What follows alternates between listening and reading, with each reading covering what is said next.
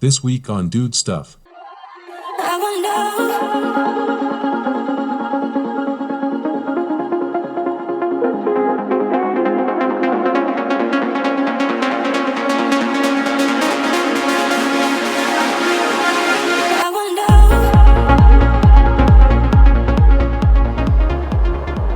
What is going on, guys? So today we're doing a test on this Fafrees, I think it's called FF20 Polar e-bike. And this bike is a dual battery folding e-bike with a total power of 500 watts. Now I've unlocked this bike, so we're going to see what kind of speeds this achieves with a 500 watt motor. I'm going down a bit of a hill now.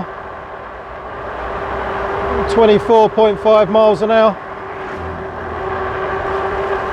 Let's see if we can pedal a little bit and get it up to 25. Yeah, 25.2. With a bit of pedaling downhill to push it past the level, you know, the electric assist, you're going to get up to about 25 miles an hour. So it's really not too bad. It does come in the country locked to 15 miles an hour. So you have to go out of your way to find the settings if you wanted to. You can unlock this bike. And you know, your decision whether you want to use the throttle or not. But you've got pedal assist as normal. You can just use it like so, pedaling. Or if you want to be lazy or for whatever other reason, you have got the option of a throttle there. This bike comes in 3 different colours. You've got, I think it's a mint green, a black, and this blue colour, which I've got this bike in today. Now it is a dual battery bike, which is not so common on a folding e-bike. So you're getting almost 21 amp hours of battery range, which is quite rare on a folding bike. I think inherently by the design you can only fit a certain size battery in a folding frame.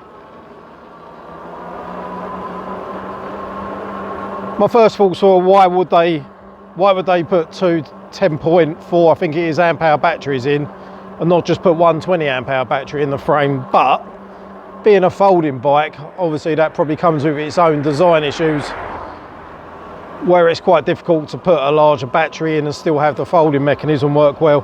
I'm going up a bit of an incline now, and it's got a little bit of punch to it off the line, to be honest. It's not too bad.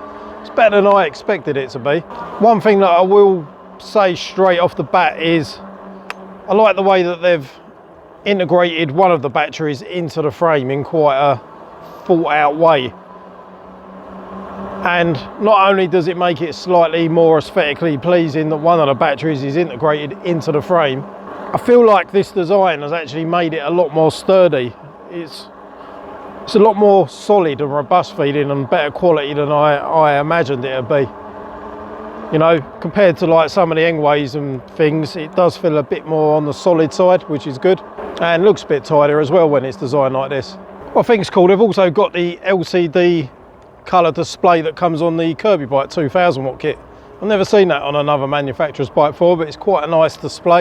You've got a huge LED headlight up front. The seat does feel a little bit cheap, but it is super comfortable. It's very big and very squishy. I do find my butt is falling off the back of it ever so slightly. Although it's sort of big in depth and comfortable, it could do with being slightly longer. I'm only 5'6" and I'm rocking off the back of it slightly. But it's super comfortable. That's the thing I wanted to point out. And the build quality has actually surprised me. It's kind of up there with like Lankalesi quality builds. Very, very smooth. I'm not actually sure whether they could have found a way to fit one 48 volt 20 amp hour battery in, which, to be fair, it's not a huge deal, because you are getting more range than a 20 amp hour battery anyway, because you're getting almost 21 amp hour or so.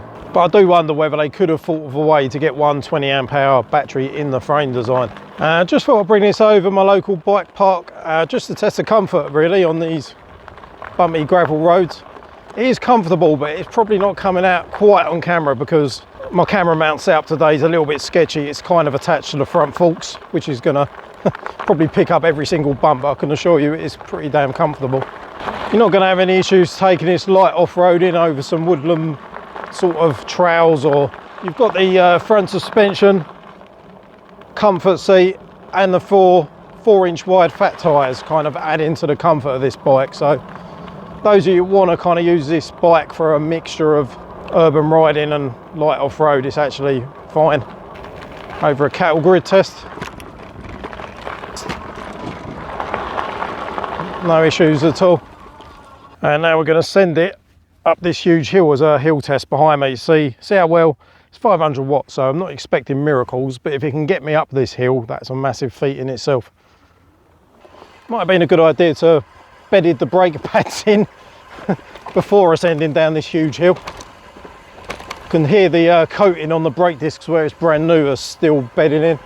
Talking of the brakes, they are disc brakes, but they are mechanical, but they still get the job done. So, will we make it up a hill on a 500 watt e-bike? I'm in 7th gear, which isn't probably the best way to start, but let's see what we can do. Switch it up now. Struggling a little bit. Oh, I'm really having a... This is a big hill.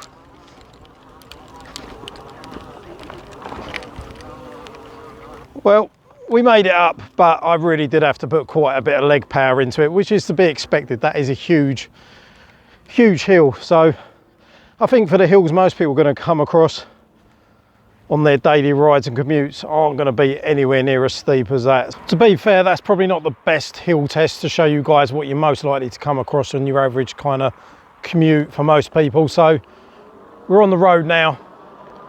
Pretty steep gradient, throttle only.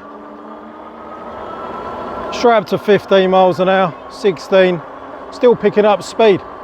This is a relatively steep hill, 18 miles an hour.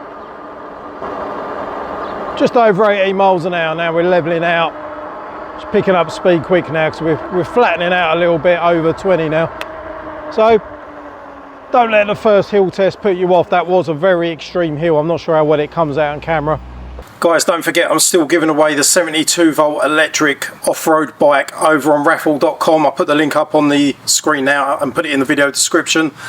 This is an exclusive opportunity that I'm giving away the best e-bike I've ever done on the channel. It's got a retail value of about £5,000 on the road. Just the value alone. This is a really good opportunity, guys, to get a bike with extremely good odds.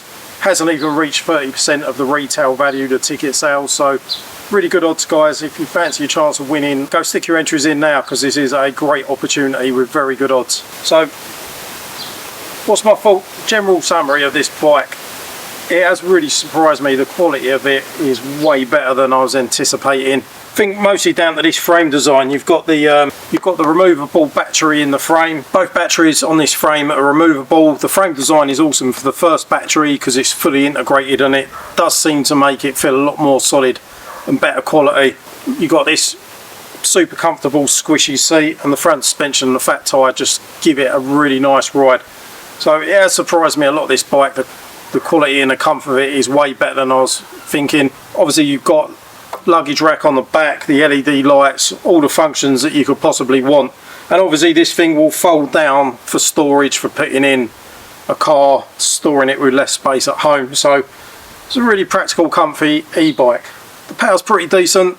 I personally like it unlocked. Like I said, you're going to get between 20 and 25 miles an hour unlocked, or you can leave it fully UK legal, restricted to 15 miles an hour because that's how it arrives. I'll put the links where to buy this bike in the video description. Like I said before, available in 3 different colours. If there's any discounts, I will put the codes in the video description so you can get it from a legit source at the best possible prices. Anyway guys, hope you enjoyed watching this video and I'll see you guys in a video soon. Take it easy.